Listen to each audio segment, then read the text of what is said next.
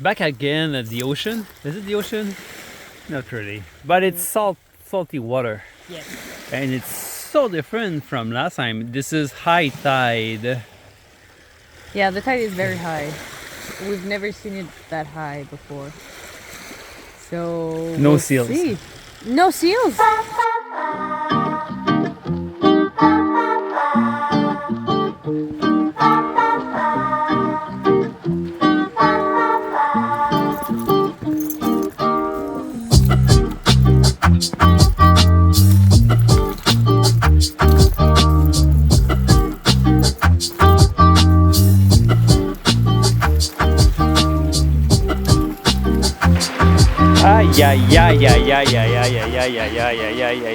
Okay, it's not going well. So long story short, We came here to play with some puddles at low tide. where are these puddles? Well, okay, so actually, I think it's my bad because I didn't check the tide schedule before this morning. And actually, it turns out that we are in high tide and pretty high. But Really high. everything had to fit, right? These 2 days are the warmest of the whole month, or like the past 2 months, maybe. No mosquitoes, the rest is perfect, no wind. But yeah, no puddles. What you gonna do? You know what I'm going to say? There's always a solution. Yes. Shoot vertical when you're stuck like this, because now my problem here is that I don't have like my wide typical background. I'm kind of stuck on these rocks, and anywhere I look it's too narrow.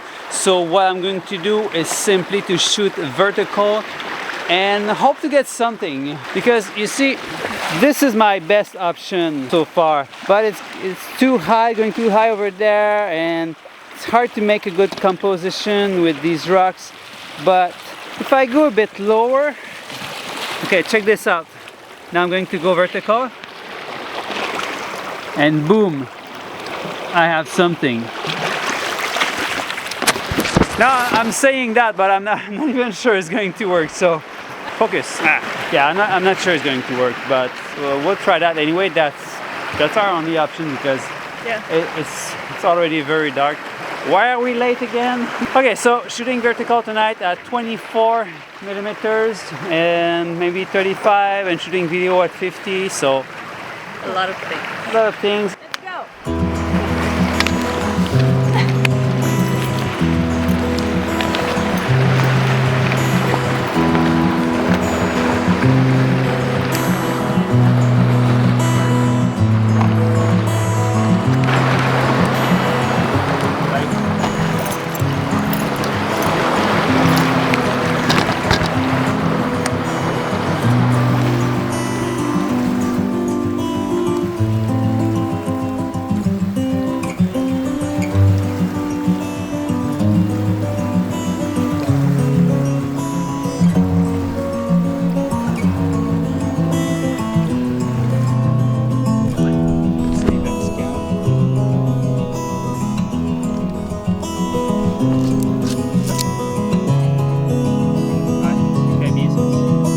Talking mostly about when everything else fails.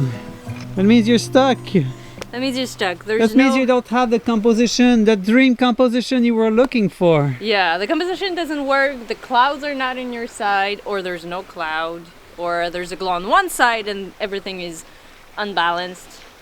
What do you do? Yeah, well, I explained a bit yesterday, and that was very spontaneous because suddenly we were in a rush and I couldn't find something I was looking for.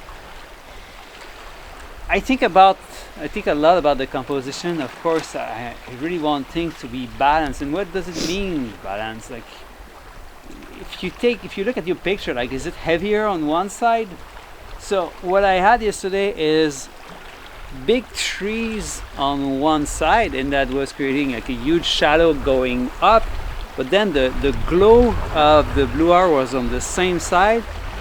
And then I had came on some rocks and just darker area. So didn't work pretty well. And in those cases, I'm like, okay, let's try vertical.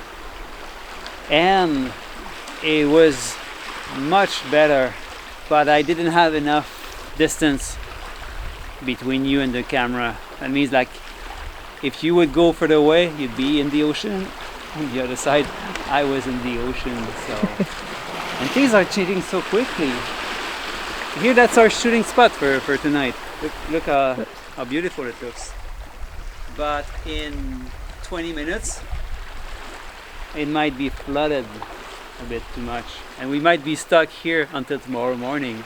And it's just one of the tricks, because when we make all of that effort, and the whole day exists for this single moment of shooting during the blue hours. So when you arrive on spot and things are not what you were expecting to,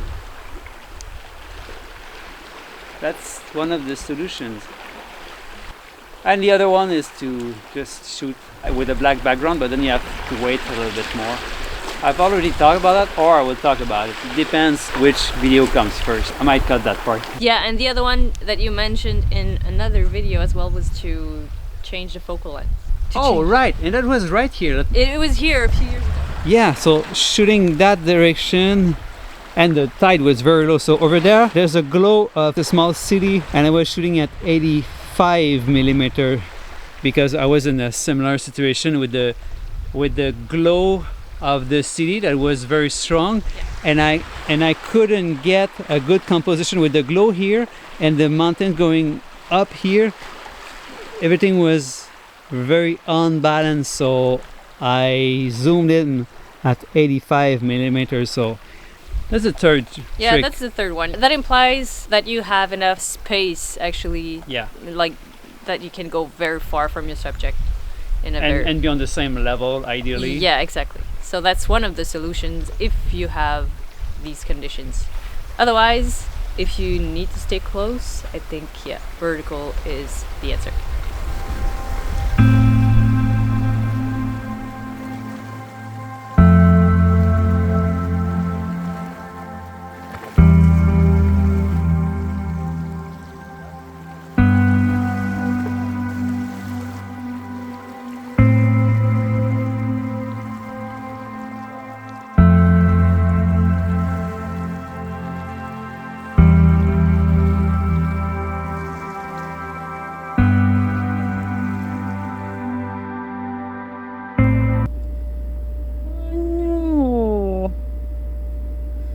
I think I brought some shrimps